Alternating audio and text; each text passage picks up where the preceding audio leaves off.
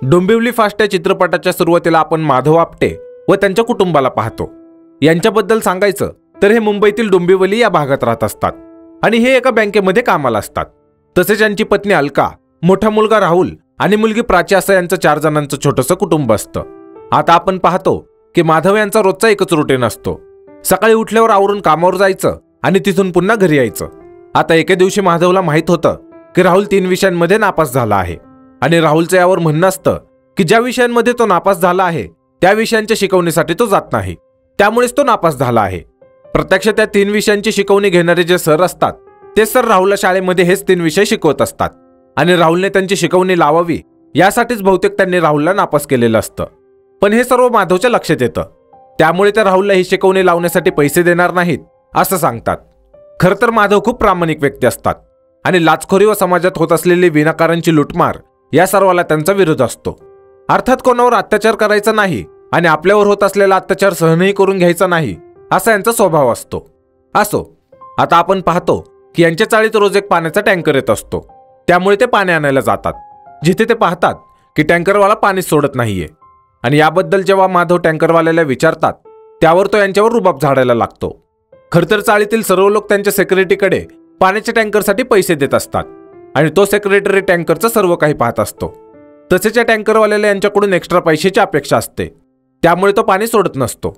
आता माधव या टँकरवाल्याला झापतच असतात तेव्हा चाळीतील एक जण टँकरवाल्याला एक्स्ट्रा पैसे देऊन पाणी सोडायला सांगतात, ज्यावर माधव त्यांना समजावतात देखील की एक्स्ट्रा पैसे देऊ नका म्हणून, पण चाळीतील लोक त्यांची चुकी काढायला लागतात, ज्यामुळे माधवला गप्प बसावं लागतं। पुढे माधव जेव्हा कामावर जातात तेव्हा शहा नावाचा एक व्यक्ती यांच्या बँकेमध्ये कर्ज काढण्यासाठी आलेला असतो, पण माधव त्याला सांगतात की तुमचे डॉक्युमेंट्स अपुरे असल्यामुळे तुम्हाला कर्ज देता येणार नाही। ज्यावर शहा माधवला म्हणतो की जर तुम्ही माझ्या कर्जाला मंजुरी दिली तर या बदल्यात मी तुम्हाला पैसे देईल। अर्थात शहा माधवला लाच देण्याबद्दल बोलत असतो, पण माधव तर खूप प्रामाणिक असतात, त्यामुळे ते शहाला खूप झापतात व हे बेकायदेशीर काम करण्यास नकार देतात।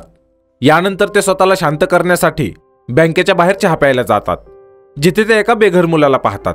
खरं तर हे आधीच एकमेकांना ओळखत असतात। इथे माधवला माहित होतं की हा मुलगा खूप आजारी आहे, त्यामुळे ते याला औषध गोळ्यांसाठी काही पैसे देतात आणि हा सीन इथे संपतो। तसेच दुसऱ्या दिवशी माधव आणि अलका त्यांच्या मुलीचं एका कॉन्व्हेंट शाळेमध्ये ॲडमिशन करायला जातात। आता कॉन्व्हेंट शाळा म्हणजे इंग्लिश मीडियमची शाळा। तर इथे या शाळेचे प्रिन्सिपल यांना सांगतात की त्यांच्या शाळेमध्ये 3च जागा शिल्लक राहिलेल्या आहेत आणि जर का यांच्या मुलीचं इथे ॲडमिशन करायचं असेल तर यांना 35,000 रुपये डोनेशन म्हणून द्यावे लागतील। त्याचबरोबर माधवला समजतं की यांच्याकडून या प्रिन्सिपलला पैसे बळकावायचे आहेत, त्यामुळेच ते ॲडमिशन प्रामाणिकपणे होऊ देत नाहीये। ज्यामुळे माधव अलकाला घेऊन तिथून निघून येतात आणि पुढे घरी आल्यावर याच गोष्टीवरून अलका व माधवचे वाद सुरू होतात, ज्यात माधवच्या बायकोचं म्हणणं असतं की आधीच हे भाड्याच्या घरात राहतात आणि यांनी एका ठिकाणी जागा घेतलेली असते, तिथे देखील माधव घर बांधत नाहीये, कारण त्या जागेवर घर बांधण्यासाठी बिल्डर काही कारण नसताना जास्तीचे पैसे मागत आहे आणि माधवला ते जास्तीचे पैसे द्यायचे नाहीत व एवढी ॲडजस्टमेंट करून देखील यांच्या मुलांना चांगल्या शाळेमध्ये जाता येत नाही, का तर माधव त्यांच्या प्रामाणिकतेवर अडून बसलेले आहेत। यानंतर माधव लोकलने प्रवास करून त्याच्या कामावर जातो, जिथे त्याला माहित होतं की त्याने ज्या शहा नावाच्या माणसाला कर्ज देण्यास नकार दिला होता त्याचं लोन माधवच्या मॅनेजरने लाच घेऊन पास केलं आहे, ज्यामुळे माधव मॅनेजरपाशी जाऊन त्यांना भांडायला लागतो, कारण शहाचे कागदपत्र अपुरे आहेत आणि हे लोन RBIच्या नियमांच्या विरोधात दिलेलं आहे। तसेच माधवचं म्हणणं असतं की शहा घपलेबाज व्यक्ती आहे आणि तो बँकेचे कर्ज फेडेल याची खात्री नाही। तसेच जर का त्याने कर्ज नाही फेडलं तर यांच्या बँकेतील ठेवीदारांचे पैसे बुडतील आणि सर्व लोक रस्त्यावर येतील। सोबतच माधव शहाची फाईल बँकेच्या मुख्य अधिकाऱ्यांना दाखवणार असतो, ज्यावर त्याचा मॅनेजर माधवला जीवे मारण्याची धमकी देतो। त्यामुळे पुढे माधवच्या कामातील त्याचा मित्र त्याला समजावतो की या भानगडीमध्ये पडू नको, त्यांना जे करायचं आहे ते करू देत आणि तू याकडे दुर्लक्ष करून फक्त तुझ्या कामावर लक्ष दे। त्याचबरोबर हे कामातून ब्रेक घेऊन एका सोडा शॉपवर कोल्ड्रिंक प्यायला जातात, जिथे हा शॉपवाला यांच्याकडून 10 रुपये MRP असलेल्या बॉटलचे 12 रुपये मागतो, कारण तो म्हणतो की 10 रुपये सोड्याचे आणि वरचे 2 रुपये त्या बॉटलला थंड करण्यासाठी जो फ्रीजचा खर्च करावा लागतो त्याचे। खरं तर या सोड्याचे पैसे माधवचा मित्र देत असतो, पण तरी माधवला ही पुन्हा लुटमार वाटत असते, त्यामुळे तो वरचे 2 रुपये देण्यास नकार देतो, ज्यामुळे या शॉपवाल्याचं माधवसोबत भांडण होतं आणि अखेर माधव रागात तिथेच उभा असलेल्या एका मुलाच्या हातातून बॅट हिसकावून घेतो आणि या शॉपच्या काउंटरची व इतर गोष्टींची तोडफोड करतो। आता यामुळे पुढे हा शॉपवाला पोलिसांना माधवची तक्रार करतो। तसेच इकडे आपण माधवला पाहतो, जो की सर्व गोष्टींना वैतागून पुन्हा कामावर न जाता रस्त्याने फिरायला लागतो, जिथे तो पाहतो की इथे नो पार्किंगचा बोर्ड असून देखील कोणीतरी बाईक पार्क केलेली आहे. त्यामुळे माधव ती गाडी देखील फोडून टाकतो. सोबतच दुसरीकडे दाखवतात की पोलीस माधवचा शोध घेत त्याच्या घरी जातात आणि अलकाला सांगतात की माधव जेव्हा घरी येईल तेव्हा लगेच तुम्ही आम्हाला कळवा. यानंतर सीन रात्रीच्या वेळी शिफ्ट होतो, जिथे माधव पाहतात की एका हॉस्पिटलजवळ एक जण अंडा भुर्जीची गाडी चालवत आहे आणि या गाडीमुळे इथे खूप कालवा होत आहे. त्याचबरोबर इथे पोलीस येतात आणि या गाडीवाल्याला त्याची गाडी बंद करायला सांगतात. पण लवकरच माधव पाहतो की या अंडा भुर्जीची गाडी चालवणारा व्यक्ती पोलिसांना लाच देतो, त्यामुळे पोलीस त्याच्यावर कसलीही कारवाई करत नाहीत. आता माधवच्या नजरेत हे बेकायदेशीर असतं, त्यामुळे ते पोलिसांना यावर खवळतात की या भुर्जीच्या गाडीमुळे हॉस्पिटलमधील पेशंट्सला त्रास होत असेल आणि या बेकायदेशीर कामावर तुम्ही कारवाई करण्याऐवजी लाचका घेत आहात. जे ऐकल्यावर हे पोलीस कारवाई करण्याऐवजी माधवलाच कानाखाली लावतात आणि पुढे त्याला चौकीत घेऊन जातात. आता चौकीत नेल्यावर माधव इथे पोलिसांना खूप काही ऐकवतात की तुम्ही जनतेचे सेवक आहात आणि तुम्ही अशी लाच नाही घेतली पाहिजे वगैरे वगैरे, ज्यामुळे पोलिसांसोबतच इथे असलेल्या प्रत्येकाला वाटायला लागतं की माधव वेडे आहेत आणि त्यांचं डोकं फिरलं आहे. त्याचबरोबर इकडे माधवच्या घरी आपण पाहतो की खूप रात्र होऊन देखील माधव घरी आला नाही, त्यामुळे माधवची बायको खूप चिंतेत असते. पण दुसरीकडे माधव मात्र अजून पोलिसांना बडबडच करत असतो की ते काम सोडून झोपा काढत आहेत, ज्यामुळे अखेर माधवला वैतागून सकाळी पोलीस त्याचं नाव पत्ता लिहून घेतात आणि चौकीतून सोडून देतात. आता इथून माधव त्यांच्या घराच्या दिशेने जातात, पण त्यांच्या चाळीत गेल्यावर ते पाहतात की नेहमीप्रमाणे टँकरवाला आज देखील पाणी सोडत नाहीये आणि यावेळी तर तो सरळ सरळ चाळीतील लोकांना पाणी सोडण्यासाठी पैसे मागत आहे, ज्या पाण्यासाठी यांनी आधीच पैसे दिलेले असून देखील. आता हे पाहिल्यावर माधवला सहन होत नाही व ते टँकरवाल्याला बाजूला ढकलून सर्वांसाठी टँकरचं पाणी सोडतात आणि जेव्हा तो टँकरवाला मध्ये येतो तेव्हा माधव त्याला मारतात देखील. तसेच या टँकरवाल्याकडून माधवला माहित होतं की हा टँकर यांच्या एरियातील नगरसेवकाचा आहे आणि त्याच्या सांगण्यावरून हा टँकरवाला चाळीतील लोकांकडून जास्तीचे पैसे घेत आहे. त्याचबरोबर हे सर्व माधवची बायको अलका देखील पाहत असते, पण ती पोलिसांना माधवची बातमी द्यायचं विसरून जाते. तसेच पुढे माधव त्या नगरसेवकाच्या ऑफिसवर जातात, पण इथे त्यांना माहित होतं की नगरसेवक तर एका स्विमिंग पूलच्या उद्घाटनासाठी गेलेले आहेत, ज्यामुळे ते इथून उद्घाटनाच्या ठिकाणी जातात.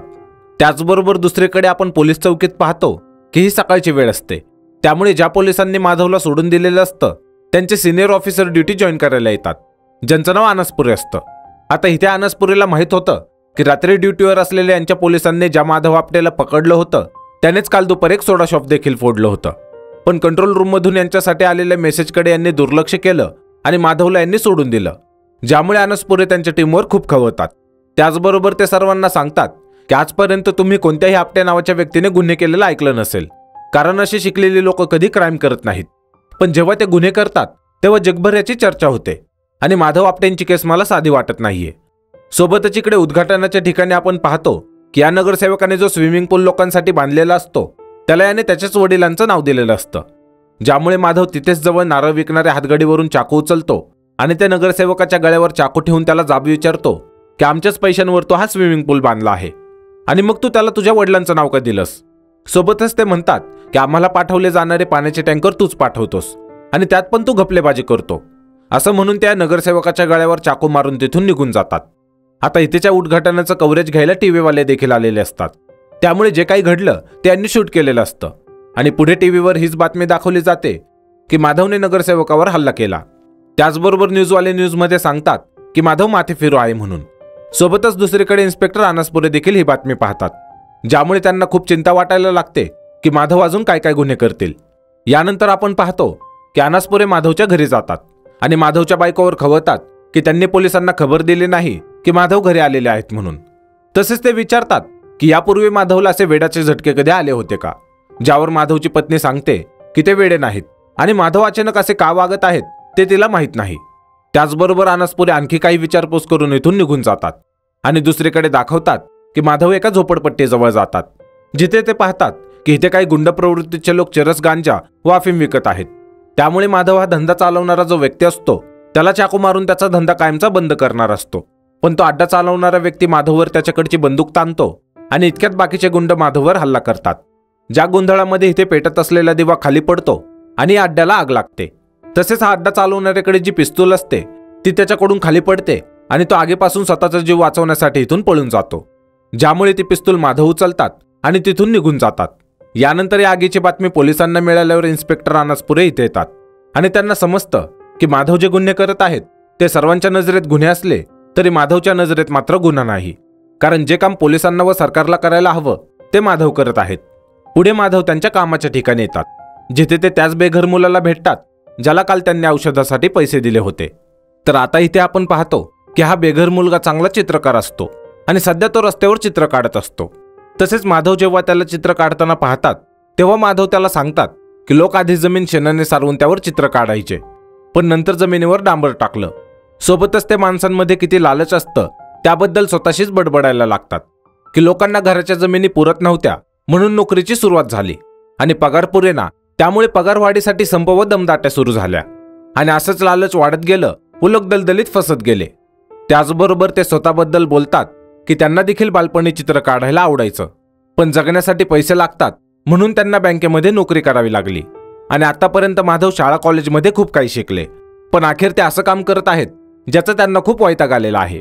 त्याचबरोबर समाजाने बनवलेले नियम आणि विचारांबद्दल ते बोलतात की समाजाने नियम बनवले की एकाच रेषेत उभं राहायचं, एका रेषेत लिहायचं, एका दमात पदवी मिळवायची आणि एका दमात नोकरीला लागायचं, एका इच्छेसाठी लग्न करायचं व ती इच्छा दोघांची करण्यासाठी मुलांना जन्म द्यायचा आणि अशाच एक एक करून अनेक गोष्टी करायच्या व एकदाचं मारायचं.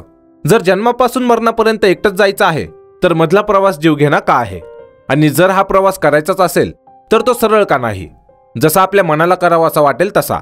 प्रत्यक्षात हा सीन मी मुद्दाम माझ्या भाषेमध्ये एक्सप्लेन केला नाही, कारण माझी इच्छा आहे की तुम्हाला हे शब्द नीट समजावेत, जसे की चित्रपटात माधवने म्हणलेले आहेत. सो तुम्हाला समजले नसेल तर हा सीन पुन्हा पहा. असो, तर दुसऱ्या सकाळी आपण पाहतो की हा जो बेघर मुलगा असतो तो अचानक खूप आजारी पडलेला असतो. त्यामुळे माधव त्याला एका प्रायव्हेट हॉस्पिटलमध्ये घेऊन जातात, जिथे नर्स त्यांना उपचारापूर्वी केस पेपर काढायला सांगतात. आणि जेव्हा माधव केस पेपर काढायला जातात तेव्हा ते इथे एका आजोबांना पाहतात ज्यांच्या बायकोला इथे ॲडमिट करायचं असतं, पण या हॉस्पिटलमध्ये कॉट शिल्लक नसतात. त्यामुळे इथला जो वॉर्डबॉय असतो तो यांना दुसऱ्या हॉस्पिटलमध्ये जायला सांगतो. पण हा वॉर्डबॉय हे सर्व बोलत असताना या आजोबांना थोडा रूडली बोलतो, ज्यामुळे माधव त्याला समजावतात की ते आजोबा वयस्कर आहेत, तुम्ही त्यांच्याशी नीट बोलायला हवं होतं. पण हा वॉर्डबॉय यांना देखील उद्धट पद्धतीने बोलून इथून निघून जातो. आता इथेच आपण पाहतो की या हॉस्पिटलमध्ये नवीन मशीन बसवण्यात आलेले असतात, ज्यामुळे इथल्या डॉक्टरचं म्हणणं असतं की या मशीनमुळे सामान्य लोकांचा खूप फायदा होणार आहे.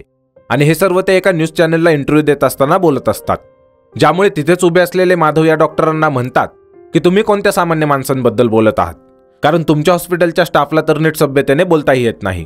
ज्यावर हा डॉक्टर म्हणतो की जर का तुम्हाला या हॉस्पिटलची फी परवडत नसेल तर तुम्ही सरकारी हॉस्पिटलमध्ये जा. आता हे ऐकल्यावर माधव भडकतात आणि ते या डॉक्टरवर पिस्तूल ताणून त्यांना खूप काही ऐकवतात. प्रत्यक्ष त्यांच्या हॉस्पिटलमध्ये ज्या सुविधा आहेत त्यांनी सरकारकडून मिळणाऱ्या सवलतींच्या आधारावर मिळवलेल्या असतात आणि सरकारचे पैसे कोणाचे तर ते सामान्य माणसाचे, पण सामान्य माणसाला सुविधाच मिळत नाही आणि वर यांचे लोक सामान्य माणसाला नीट बोलत नाहीत. हेच माधव या डॉक्टरला बोलतात, ज्यामुळे हे डॉक्टर त्यांच्या स्टाफला सांगून या बेघर मुलाला ॲडमिट करून घ्यायला सांगतात व म्हणतात की यांच्याकडून पैसे देखील घेऊ नका. जे ऐकल्यावर माधव या डॉक्टरला सोडून देतात व पुढे डॉक्टर पोलिसांना बोलवायला सांगतात. सोबतच इकडे माधव या आजींना जेव्हा हॉस्पिटलमध्ये ॲडमिट करणार असतो तेव्हा ते ॲडमिट होण्यास नकार देतात, कारण त्यांचं म्हणणं असतं की जे डॉक्टर त्यांचा जीव वाचवतात त्यांनाच माधव बंदूक दाखवत होता आणि डॉक्टरांना धमकावून मिळणारी ट्रीटमेंट त्यांना नको. ज्यामुळे माधव विचारात पडतो की त्याने बरोबर केले की चूक. सोबतच आजोबा माधवला समजावतात की त्याने जे काही केलं ते बरोबर जरी असलं तरी ते मिळवण्यासाठी जो मार्ग त्याने वापरला तो चुकीचा होता, ज्यामुळे माधवला त्यांची चूक समजते. त्याचबरोबर आतापर्यंत इथे पोलीस आलेले असतात, पण तोपर्यंत हॉस्पिटलच्या मागच्या दारातून माधव बाहेर निघून गेलेले असतात. आता हॉस्पिटलमध्ये जे काही घडलं ते एक मोठी बातमी असते, त्यामुळे माधवबद्दल सर्व न्यूज चॅनलवर दाखवलं जातं की त्याने काय काय गुन्हे केले. पण इथेच बातम्यांमध्ये आपण पाहतो की प्रत्येक सामान्य माणसाचं माधवबद्दलचं मत वेगवेगळं असतं. कोणी त्याला गुन्हेगार मानत असतो तर कोणी लोकांचे प्रश्न सोडवणारा चांगला व्यक्ती. त्याचबरोबर इकडे माधवच्या घरचे जेव्हा माधवबद्दल बातम्या पाहतात तेव्हा त्यांना खूप दुःख होतं आणि इतक्यात माधव त्यांच्या बायकोला फोन करतात व अलकाला सांगतात की ते ठीक आहेत आणि लवकरच घरी येतील आणि आता ते ऑफिसला राजीनामा देण्यासाठी जाणार आहेत व जे काही पैसे त्यांना मिळतील त्याच्या व्याजावर त्यांनी सर्व काही प्लॅन करायचं ठरवलं आहे. तसेच ते सांगतात की नोकरी सोडल्यानंतर ते घरीच मुलांच्या शिकवण्या घेतील. आता इतकं भाऊक बोलल्यामुळे अलका खूप रडायला लागते आणि तेव्हाच त्यांचा फोन कट होतो. आता यानंतर माधव जेव्हा बँकेत त्यांच्या कामावर जातात तेव्हा सर्वच माधवपासून घाबरलेले असतात, कारण त्यांना माहीत आहे की माधवने त्या लोकांसोबत काय केलं ज्यांनी समाजाला लुटण्यासाठी चुकीचे मार्ग वापरले. असो, तर माधव इथे त्यांच्या डेस्कवरून सर्व साहित्य घेतात आणि बँकेतून बाहेर पडतात. तसेच दुसरीकडे आपण इन्स्पेक्टर अनासपुरेंना त्यांच्या सरांसोबत पाहतो, जे की अनासपुरेंना ऑर्डर देतात की माधवला दिसता क्षणी गोळ्या घाला, कारण माधव लोकांमध्ये चांगला व्यक्ती म्हणून प्रसिद्ध होत आहे व सरकारला हे बघवत नाहीये. आणि जर का यांनी माधवला आत्ता नाही मारलं तर पुढे माधव लोकांचा रॉबिनहूड बनेल अशी सरकारला भीती आहे. आता अनासपुरेंना तर हे एन्काउंटर करायचं नसतं, पण त्यांच्या सरांची ऑर्डर त्यांना इच्छा नसताना देखील फॉलो करावी लागते, ज्यामुळे पुढे ते माधवला शोधण्यासाठी निघतात. सोबतच दुसरीकडे आपण पाहतो की माधव जेव्हा लोकलने घरी चाललेले असतात तेव्हा एक व्यक्ती त्यांना ओळखतो आणि पुढे तो पोलिसांना माधवबद्दल माहिती देतो, ज्यामुळे इन्स्पेक्टर अनासपुरे त्यांच्या टीमसोबत माधवला शोधत या लोकलपर्यंत पोहोचतात.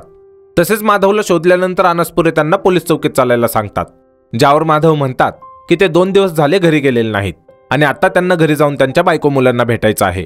सोबतच ते म्हणतात की ते उद्या स्वतः चौकीत हजर होतील, ज्यावर अनासपुरे नकार देतात. त्याचबरोबर इथे आपल्याला समजतं की खरोखरच माधवचं मानसिक संतुलन बिघडलं आहे आणि यांच्या आजूबाजूला नक्की काय चाललं आहे हे त्यांना समजतच नाहीये. असो, आता अनासपुरे माधवला अरेस्ट करून घेऊन जाणार असतात, पण इतक्यात माधव त्यांच्याकडे असलेली पिस्तूल पोलिसांवर ताणतात, ज्यामुळे अनासपुरेंना देखील माधवला गन पॉइंटवर घ्यावं लागतं आणि अखेर त्यांना माधववर गोळी झाडावी लागते. त्याचबरोबर अनासपुरे जेव्हा माधवजवळची पिस्तूल तपासतात तेव्हा त्यांना माहीत होतं की यात तर गोळ्याच नव्हत्या. प्रत्यक्ष त्यातील गोळ्या माधवने हॉस्पिटलमधून बाहेर आल्यावर फेकून दिल्या होत्या. असो, तर मरण्यापूर्वी माधव अनासपुरेंना त्यांची शेवटची इच्छा व्यक्त करतात की त्यांना खिडकीजवळच्या सीटवर बसायचं आहे, कारण नेहमी ते 4थ्या सीटवर बसतात आणि खिडकीजवळ बसायची संधी त्यांना कधी मिळालीच नाही. त्याचबरोबर ते या खिडकीजवळ त्यांचे प्राण सोडतात.